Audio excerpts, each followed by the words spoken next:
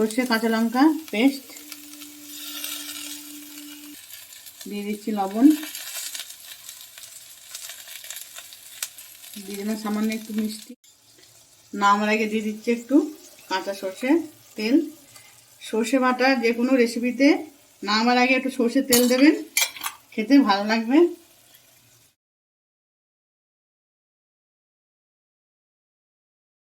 বন্ধুরা, কাম্মাস কিচেনে সকলকে আরও একবার স্বাগত জানিয়ে শুরু করছি আরও একটা নতুন রেসিপি।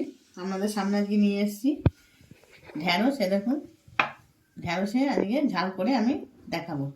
তাহলে আমি কি করে রান্নাটা করছি প্রথম থেকে শেষ পর্যন্ত ভিডিও দেখতে থাকুন, তাহলে বুঝতে পারবেন ঢ্যাঁড়সের ঝাল খেতে সত্যি ভালো লাগে।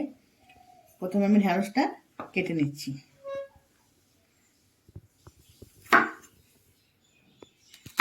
আমি এরকম শেপে কেটে নেবো, এক একটা ঢ্যাঁড়স 3টে করে। যেটা বড় সেটা 3টে, যেটা ছোট সেটা 2টো, আর একদম ছোট সেটা একটা।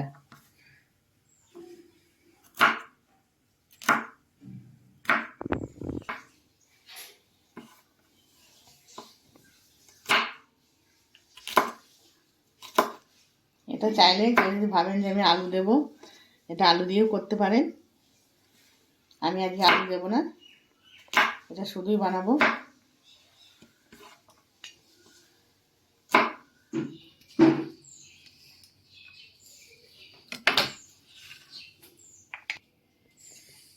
ঢ্যাঁড়সগুলো কাটা হয়ে গেছে, আমি তুলে নিচ্ছি।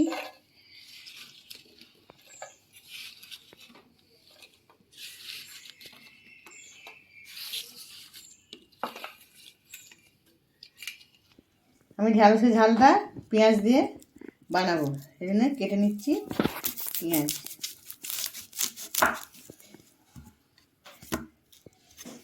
নিরামিষে বানাতে চাইলেও এটা বানানো যাবে পেঁয়াজ না দিয়ে।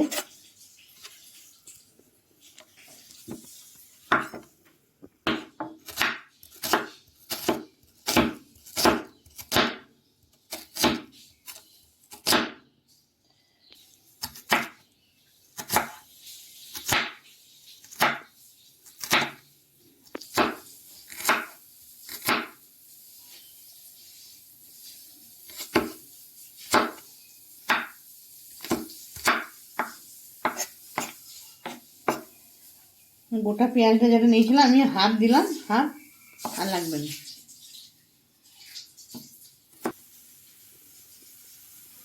নিচে কটা গোটা লঙ্কা, এটা আমি সর্ষের সাথে বেটে নেবো। ঢ্যাঁড়সের ঝালটা সর্ষে আর কাঁচা লঙ্কা বাটা দিয়ে করব। এটা আমি লঙ্কাটা পেস্ট করে নেব। কেটে নিচ্ছি টমেটো, হাফ দেবো টমেটো, গোটা টমেটো দেবো না, টক হয়ে যাবে।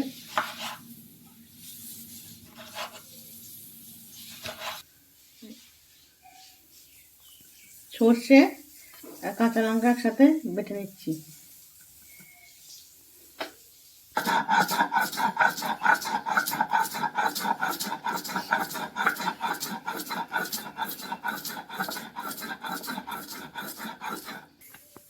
সর্ষে আর কাঁচা লঙ্কা একসাথে বেটে নিয়েছি।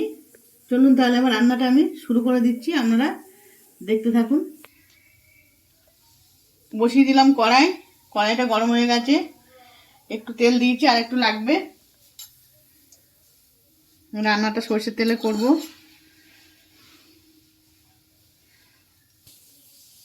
পাঁচ ফোড়ন, কালো জিরে একটু ফোড়ন দিয়ে দিচ্ছি, কেটে রাখা পেঁয়াজ।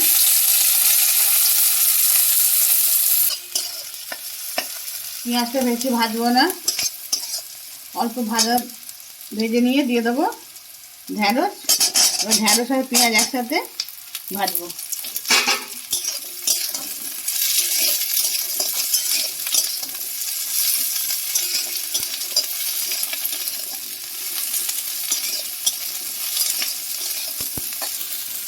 পেঁয়াজটা বেশি ভেজে যদি ঢ্যাঁড়স দেন তাহলে পেঁয়াজটা পুরো ঢ্যাঁড়স সাথে ভাজতে ভাজতে লাল হয়ে যাবে। এই জন্য পেঁয়াজ আর ঢ্যাঁড়স একসাথে দিয়ে দেবেন। ঢ্যাঁড়সও ভাজা হয়ে যাবে, পেঁয়াজও ভাজা হয়ে যাবে, সুন্দর একটা গন্ধ বেরোচ্ছে।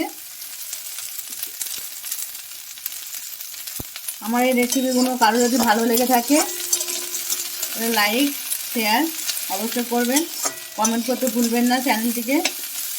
চ্যানেলটি সাবস্ক্রাইব করবেন। নতুন নতুন বন্ধুদের কাছে আমার একটাই অনুরোধ, আর যারা ফেসবুক থেকে দেখছেন তারা অবশ্যই ফলো করে দেবেন।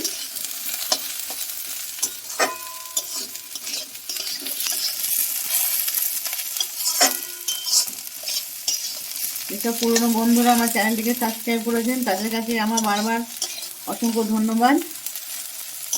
আর নতুন বন্ধুদের কাছে আমার একটাই অনুরোধ, চ্যানেলটিকে ঝটপট সাবস্ক্রাইব করে দেবেন। আপনাদের কাছে অনুরোধ রইল আমার, সব কিছু লাইক কমেন্ট শেয়ার অবশ্যই করবেন। দিয়ে দিচ্ছি হলুদ গুঁড়ো,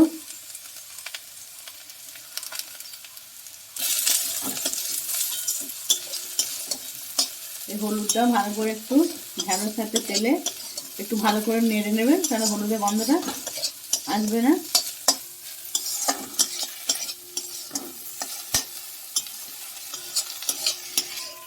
দেখুন পেঁয়াজ আর ঢ্যাঁড়স একসাথে কি সুন্দর ভাজা হয়ে গেছে। পেঁয়াজটা ভাজা হয়ে গেছে, ঢ্যাঁড়সটা একসাথে ভাজা হয়ে গেছে। দিয়ে দিচ্ছি একটু লাল লঙ্কা গুঁড়ো, একদম অল্প, কারণ কাঁচা লঙ্কা বাটা আছে।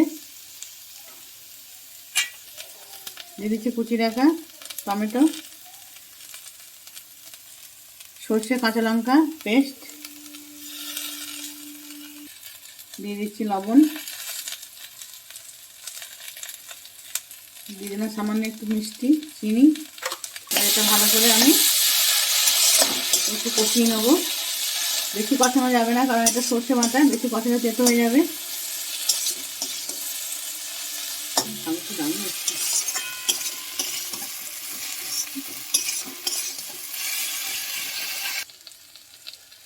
অল্প একটুখানি সময় মতো নেড়ে নিয়েছি, এবার দিয়ে দিচ্ছি জল।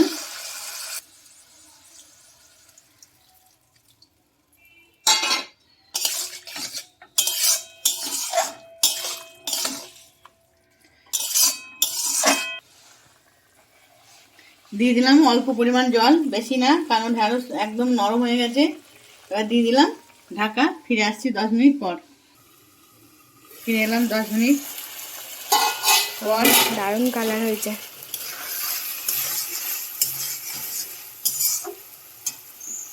এগুলো খুব সুন্দর সেদ্ধ হয়ে গেছে, অথচ শক্ত আছে, গলে যায়নি। আমি জলটা যতটা জল আছে আমি একটু শুকনো করে নেব।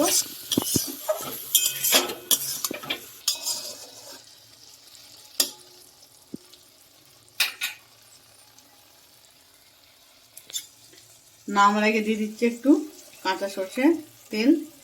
সর্ষে বাটা যে কোনো রেসিপিতে নামার আগে একটু সর্ষের তেল দেবেন, খেতে ভালো লাগবে। তেলটা দিয়ে একটু চাপা দিয়ে দিচ্ছি।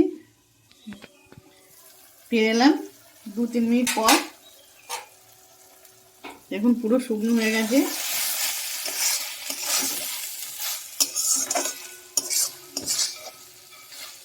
গরম গরম ভাত দিয়ে এই রেসিপিটা খেতে খুব ভালো লাগে, আবার রুটি দিয়েও খেতে ভালো লাগে। ঢ্যাঁড়স ঝাল দিয়ে রুটি খেতে ভালো লাগে।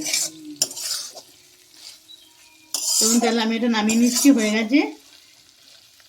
বাড়িতে অবশ্য করে দেখবেন, ভালো লাগবে।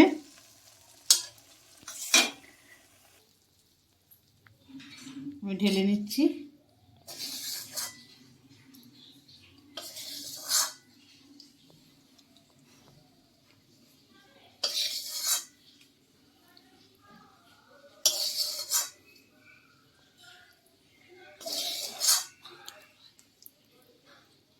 ঢ্যাঁড়স দিয়ে অনেক রেসিপি হয়, আপনাদের একে একে সব বানিয়ে দেখাবো।